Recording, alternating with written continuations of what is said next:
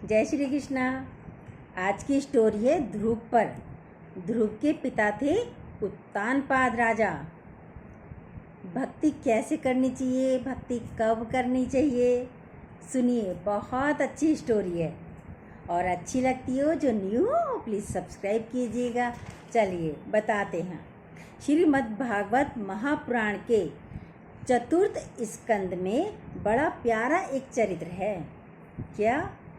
एक राजा थे उत्तानपाद। उत्तानपाद का अर्थ आप जानते हैं? नहीं जानते? सुनिए। उत्तानपाद का अर्थ क्या होता है?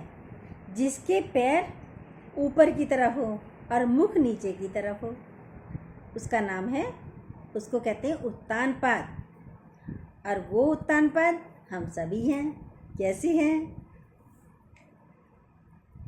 क्योंकि माँ के गर्भ में हम सबके पैर ऊपर होते हैं और मुख नीचे होता है, इसीलिए हम सभी उत्तानपाद हैं। ठीक है? सुनिए, लेकिन भगवान की भक्ति में उत्तानपाद बड़े हैं।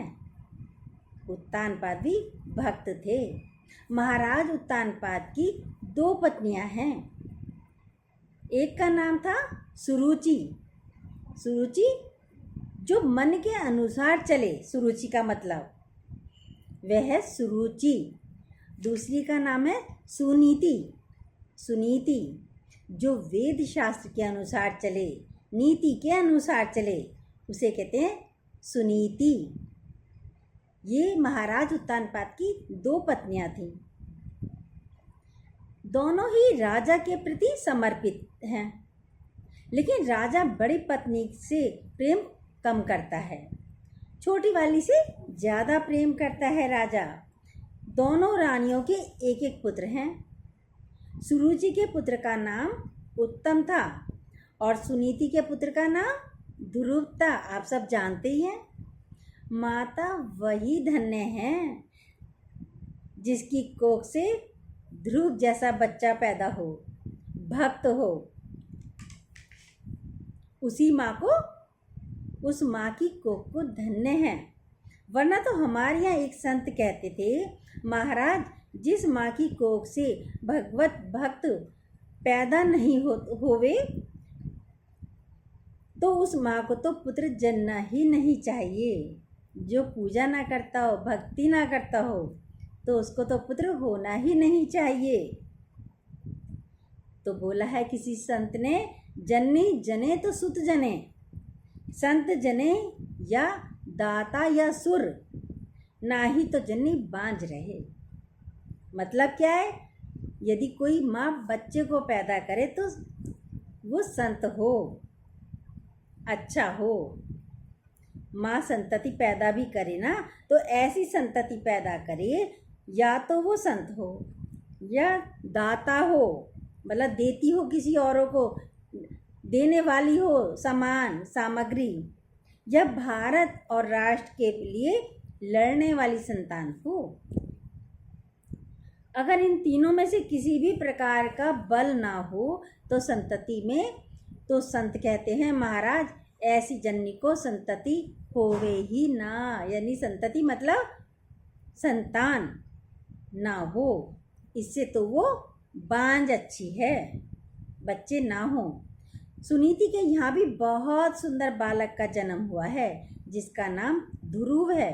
रामचरितमानस में गोस्वामी जी कहते हैं, जिसका सुत भगवान का भक्त होता है उसकी माँ बड़ी धन्य है।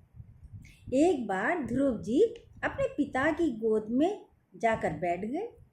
सौतेली माँ ने जैसे देखा उसको अच्छा नहीं लगा। जिसका नाम सुरुचि था, उसने हाथ पकड़कर ध्रुव को धक्का दे दिया। बेटा, तुम्हें बड़ा शौक अपने पिता की गोद में बैठने का है। बेटा, तुम अधिकारी नहीं हो इस गोद में बैठने के, क्योंकि तुमने सौतेली माँ से जन्म लिया है। और ये सारी बातें महाराज उत्तानपाद सुन रहे हैं, उन्हीं के सामने कर रही है, पर राजा पत्नी के प्रेम के कारण कुछ बोल नहीं पाए। सुरुचि कहती है, अगर तुम्हें अगर इस गोद में बैठना हो तो, या इस गद्दी पर बैठना हो तो हमारी कोख से जन्म लेना पड़ेगा। हमारी कोख से जन्म लो। बेटा एक बात बोलूं, तुम भगवान का भजन करो और भजन करके भगवान को प्रसन्न करो बेटा। सुरुचि कहती है, और जब भगवान प्रसन्न हो जाएं तो वरदान मांगने को कहना। बेटा एक काम करना, भगवान से कहना, भगवान हमको ना हमारी सौतेली माँ की कोख से जन्म देना। ध्रुव जी की आंखों में आंसू आ गए। रोते हुए ध्रुव जी अपने घर पर आए। आंखों में आंसू देखकर ध्रुव की माँ कहती है, बेटा क्या हुआ, क्यों रो रहे हो? ध्रुव जी बताना तो चाहते थे, लेकिन उस सौतेली माँ के वचन इतने खराब थे, उनको इतने खराब लगे कि ध्रुव जी फूट फूट कर रोने लगे। माँ से देखा नहीं गया। माँ ने आंसू पूछे ध्रुव के और कहा, बेटा क्या हुआ? और जो बच्चे साथ गए थे ध्रुव जी के, उन्होंने माँ को पूरी बात बता दी। माता बोली, सौतेली माँ ने बड़ा बुरा, बच्चे बोल रहे थे, माता जी सौतेली माँ ने बहुत बुरा बुरा कहा है। भाई क्या कहा, क्या क्या कहा? बच्चों ने पूरी बात सुनीति को बता दी। बच्चों की बात सुनकर धन्य है सुनीति माँ।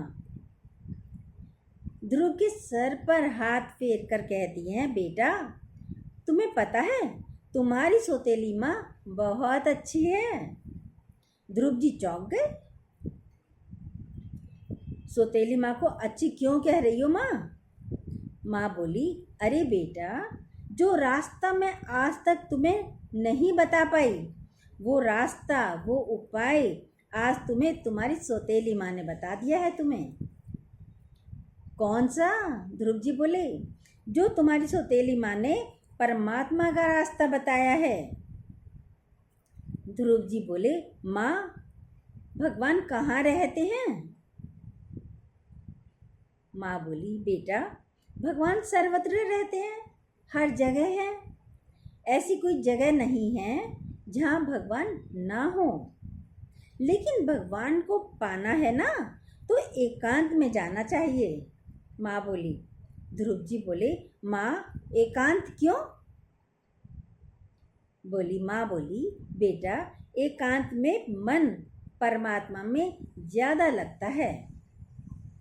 ध्रुव जी बोले, अच्छा माँ, तो भगवान की भक्ति कहाँ करें?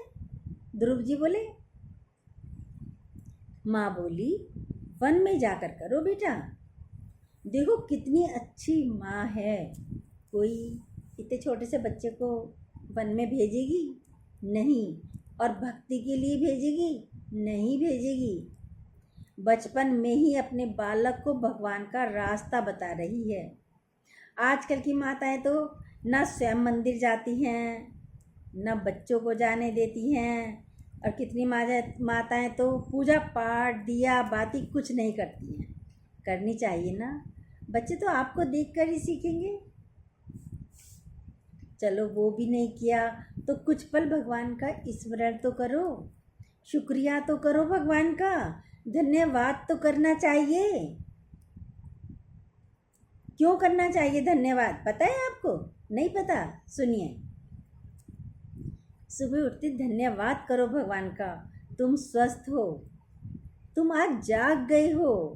कितने लोग तो सोते ही रह गए, और जो सोते रह गए वो शमशान को चले गए। कितनों को बीमारियां लग गई, पर आपका स्वास्थ्य अच्छा है, तो भगवान का धन्यवाद करिए ना, शुक्रिया करिए ना। अपने बच्चों को अच्छी अच्छी आदतें डालो, भगवान की भक्ति कराओ, स्वयं भी करो और बच्चों को साथ लेकर बैठो, तब करो। ध्रुव जी की माँ कहती, बेटा भगवान का भजन करो, लेकिन एक बात बोलें, माँ वही धन्य है, उसी माता की कोख धन्य है जिसकी कोख से भगवान का भक्त हो चुका है, होता है। ध्रुव जी ध्रुव जी को बाल्यकाल में ही भगवान के दर्शन हो गए हैं। अधिकतर लोग कहते हैं भक्ति बुढ़ापे में करेंगे। सभी कहते हैं ना, अभी कोई उम्र हो गई सत्संग जाने की, अभी कोई पूजा पाठ की उम्र है, सब यही कहते हैं ना। सुनिए, क्या बुढ़ापे में भक्ति होगी? होगी बुढ़ापे में भक्ति? भगवान को, आप भगवान को कैसा फूल चढ़ाते हो? ताज़ा ताज़ा फूलों की मालाएं, ताज़े फूलों की मालाएं चढ़ाते हो, फूल चढ़ाते हो ताज़े। 2-4 दिन के रखे हुए चढ़ाइए। आप खुद नहीं चढ़ाएंगे? चढ़ाओगे? नहीं चढ़ाओगे। क्यों? कहोगे अरे ये कल के हैं, मुरझाए हुए हैं। आप चाहे कितने भी फ्रिज में भी रख देंगे फूलों को, तब भी फूल खराब हो जाते हैं। और आप स्वयं एक फूल हो। फूल तो 2-4 दिन का भी नहीं चढ़ाओगे। आप कितने बड़े हो गए हो? कितने साल के हो गए हो? किस अवस्था तक पहुंच गए हो? और आज भी भक्ति नहीं, आज भी भगवान का स्मरण नहीं करते। भगवान को आप मुरझाया हुआ फूल चढ़ा रहे हो। मुरझाया हुआ फूल है नहीं है आप? सोचिए एक बार। ना कमर से बैठ पाओगे, ना पैरों से चल पाओगे, ना आँखों से भगवान के दर्शन कर पाओगे, देख पाओगे। आँखों की रोशनी कम हो गई, ना भगवान के दर्शन कर पाओगे। शरीर में अनेकों बीमारियां लग जाती हैं जब बड़े होते चले जाते हैं। शरीर में दर्द है। अब जब इस शरीर में दर्द है तो कैसे भक्ति करोगे? मन ही नहीं लगेगा, मन दर्द में जाएगा, क्योंकि जो जीवन भर करा है वही मन जाएगा। सोचिए, अपने आसपास देखिए। लेकिन यदि बचपन से भक्ति करी हो तो दर्द, बीमारी कुछ नहीं लगेगा। दर्द है, पैर में है, ठीक हो जाएगा, दवा दीजिए। उसके लिए हम बोलते नहीं रहेंगे दर्द है, हाय दर्द है, हाय दर्द है। क्या ऐसा बोलने से दर्द ठीक हो जाएगा? और ज़्यादा लगता है, महसूस होता है। दर्द है, दवा दे दी। घोड़ा, ये शरीर घोड़ा है, इसकी तेल मालिश कर दी, इसको दवा दे दी, इसको भोजन दे दिया। छोड़ो, अपने कार्यों में लगो। हम किस लिए आए हैं सोचिए तो सही। सारा दिन कहाँ जा रहा है? ध्रुव तो छोटी सी बाल्यावस्था में भगवान के दर्शन होते हैं। कैसे होते हैं? अब सुनिए। बचपन काल में भक्ति करो। आप कहोगे हम यदि अभी से भक्ति करेंगे तो हमारे परिवार को कौन पालेगा? पुरुष तो यही कहेंगे ना। पर भाई सुनिए हमारी बात, कौन भोजन देगा परिवार को? जब दांत ना थे तब दूध दिया, अब दंत भये तो को अन्न भी दिए। जब दांत नहीं थे तो माँ के स्तनों में दूध दे दिया भगवान ने, नन्हा सा बच्चा होता है। और जब बड़े हुए तो अन्न भी दे दिया। फिर चिंता किसकी करते हो? बोला जब दांत नहीं थे तो भगवान ने माँ के स्तनों में दूध दिया। ये भगवान की ही तो देन है। अब बड़े होते हैं तो अन्न भी मिलता है, तो फिर चिंता क्यों करते हो? राजा को पता चला तो राजा ने मंत्रियों को भेजा, कहा ध्रुव से कहो वन ना जाए, आधा राजपाट ले ले पर वन ना जाए। मंत्री आए, ध्रुव जी आप आधा राजपाट ले लो, महाराज ने कहा है, पर वन मत जाओ। ध्रुव जी ने मन में विचार किया, इनकी, ध्रुव जी की तो पूर्व जन्म की तपस्या थी, साधना थी। वो अभी इसी जन्म की नहीं थी, पूर्व जन्मों की साधना तपस्या थी। ध्रुव जी ने सोचा अभी तो हम घर से ही निकले हैं और आधा राजपाट का ऑफर आ गया हमें, जरूर इस रास्ते में फायदा है। अब हम रुकने वाले नहीं हैं। ध्रुव जी बोले। पिताजी को मंत्रियों ने खबर दे दी। महाराज को जाकर ध्रुव जी ने कहा भाई पिताजी से कह दो हम रुकने वाले नहीं हैं। मंत्रियों ने जाकर महाराज को खबर दे दी कि वे नहीं आ रहे। पिता ने कहा अरे पूरा राज्य ले लो, पर वन मत जाओ, वापस लौट आओ। ध्रुव जी को फिर जाकर मंत्रियों ने कहा। ध्रुव जी की निस्वार्थ भक्ति है। मंत्रियों ने कहा, पूरा राजपाट ले लो, वापस आ जाओ, महाराज कह रहे हैं। ध्रुव जी बोले, वाह, अभी तो हम वन गए भी नहीं, पूरा राजपाट मिल रहा है हमें। जरूर प्रभु की भक्ति में कोई ज़्यादा ही फायदा है, क्योंकि ये जगत वाले लोग ऐसे ही नहीं देते कुछ भी। सुर नर मुनि सब की यही है रीति, स्वार्थ लाग करें सब प्रीति। सुर नर मुनि सबकी यही रीति है, जो स्वार्थ से प्रीति करते हैं, बिन स्वार्थ के कोई प्रीति नहीं करता। ध्रुव जी कह रहे हैं। ध्रुव जी ने विचार किया, वन में बड़ा फायदा है। पिताजी हमें राजपाट के चक्कर में बर्बाद करना चाहते हैं, फंसाना चाहते हैं।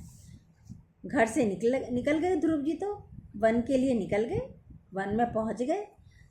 अब वन में उन्हें रास्ते में नारद जी मिल गए। भगवान की भक्ति साधना बिना योग्य गुरु के मुश्किल है ध्रुव, नारद जी बोले। ध्रुव जी बोले, वन में सिंह है गुरुजी, तो हमारे परमात्मा तो नरसिंह हैं। ध्रुव जी कितना अच्छा बताते हैं, बोलते हैं। नारद जी तो डरा रहे हैं, अरे ध्रुव वन में सिंह भी हैं। तो ध्रुव जी बोले, वन में सिंह हैं यदि गुरुजी, तो हमारे परमात्मा नरसिंह हैं, उसी वन में रहते हैं। वन में अगर काल है, यानी नाग को काल कहते हैं, सर्प को, तो हमारे भगवान महाकाल भी तो हैं, जो हर जगह हैं, सर्वत्र हैं। आपकी दृष्टि जैसी होगी वैसी ही आपको सृष्टि नजर आएगी। नारद जी ने समझ लिया, ये कच्चा चेला नहीं है, पक्का चेला है।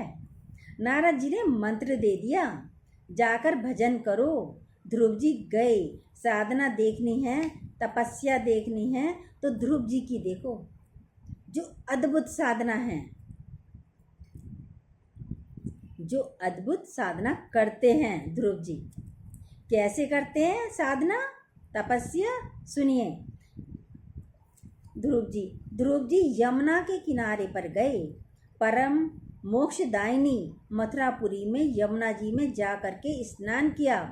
गुरु आज्ञा के ध्येय में रखकर किस साधना शुरू की, और पहले महीने का संकल्प क्या लिया उन्होंने ध्रुव जी ने, सुनिए। पहले महीने का संकल्प लिया ध्रुव जी ने, 1 महीने में हम 3 दिन में 1 दिन फलाहार करेंगे, पूरा महीना हर तीसरे दिन फलाहार करेंगे। पूरा महीना ऐसे ही गुजार दिया। अब दूसरा महीने की साधना और कठोर कर दी। अब क्या किया उन्होंने, अब 6 दिन में एक बार फल नहीं खा रहे, 6 दिन में एक बार सूखे पत्ते, बेल के घास फूस खा लेते हैं और जल पी लेते हैं। पूरा दूसरा महीना ऐसे गुजारा। क्या करा उसमें, 6ठे दिन में एक बार फल नहीं खा रहे थे, सिर्फ 6 दिन में एक बार सूखे पत्ते, सिर्फ पत्ते ही पत्ते खाए, पत्ते बेल के घास फूस खाई और जल ले लिया। अब तीसरा महीना लगा। अब तीसरे महीने में एक और साधना को और कड़क कर दी। 9 दिन में एक बार केवल जमुना जी का जल पीते, कुछ खाते ही नहीं। लेकिन अब चौथा महीना, जैसे ही चौथा महीना लगा तो और कठोर साधना कर दी ध्रुव जी ने। चौथे महीने में 12 दिन में एक बार पत्ता भी नहीं, जल भी नहीं, सिर्फ वायु का आहार लेते, न पत्ते खाते न जल लिया, सिर्फ वायु का आहार, मतलब सिर्फ श्वास लेना, वायु का आहार लेते, फिर श्वास लेना भी छोड़ दिया, फिर वायु का आहार भी छोड़ दिया। अब 5वां महीना आया। 5वां महीने में तो अद्भुत कर दिया, एक अंगूठे के बल खड़े हो गए ध्रुव जी और दृढ़ संकल्प ले लिया, आज के बाद पूरे महीने तक श्वास ही नहीं लेंगे। और खड़े हो गए और भगवान श्री हरि का सिंहासन अब हिलने लगा, डोल गया। चिंता हुई अपने भक्त की, भगवान को, श्री हरि को। देवताओं की श्वासें रुकने लगी। जब ध्रुव जी ने श्वास लेना बंद कर दिया, इधर देवताओं का भी दम घुटने लगा, श्वासें उनको भी नहीं ली जा रही थी। श्वासें घुटने लगी, रुकने लगी देवताओं की। देवता भगवान श्री हरि के पास पहुँचे। ब्रह्मा जी ने पूछा, भगवान ये श्वास क्यों रुक रही है? श्री हरि बोले, हमारा एक भक्त श्वास रोककर हमारी साधना कर रहा है। ब्रह्मा जी बोले, भगवान आप दर्शन जल्दी से दे दो अपने भक्त को। भगवान बोले, ठीक है। भगवान गए ध्रुव जी के पास। ध्रुव जी के सामने भगवान प्रकट हो गए। कह रहे हैं, ध्रुव जी उठो, ध्रुव जी उठो। बार बार आवाज़ दे रहे हैं भगवान तो, लेकिन ध्रुव जी तो नेत्र बंद करके आंखों के अंदर उस रूप रस का स्वादन कर रहे हैं। ध्रुव जी तो भगवान के चतुर्भुज रूप का आस्वादन कर रहे हैं, आनंद ले रहे हैं। वो अद्भुत आभा, वो कांति में स्वरूप भगवान का, वो अंदर ही अंदर आंखें नेत्र बंद करके देख रहे हैं। वो शेषनाग शैया पर भगवान विष्णु का शयन और वो माता लक्ष्मी का चरणों को दबाना, वो शेषनाग के लहराते फन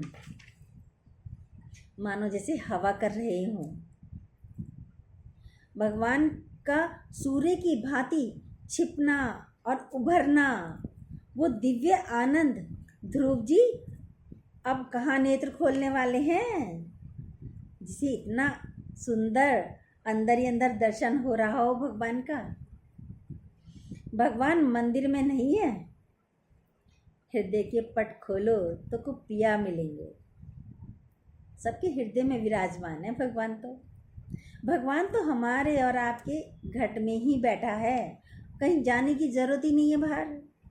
भगवान ने सोच लिया, ये तो नेत्र खोलने वाला नहीं है ध्रुव, तो जो भीतर रूप रस सुधा का आनंद ध्रुव जी ले रहे थे, उन्होंने खींच लिया भगवान श्री हरि ने। और जैसे ही खींचा, ध्रुव जी तो छटपटाने लगी। और जैसे ही नेत्र खोले, तो जो भीतर रूप था वही चतुर्भुज रूप भगवान सामने दिखाई देने लगे। खड़े थे भगवान। ध्रुव जी आनंदित हो गए, गदगद हो गए, आंखों में अश्रु भर आए। ध्रुव जी चिंता में हो गए। माता जी ने कहा था भगवान की भक्ति करो, गुरु जी ने मंत्र दे दिया था, पर ये नहीं बताया भगवान आएंगे तो क्या करना है, ये तो बताया ही नहीं किसी ने।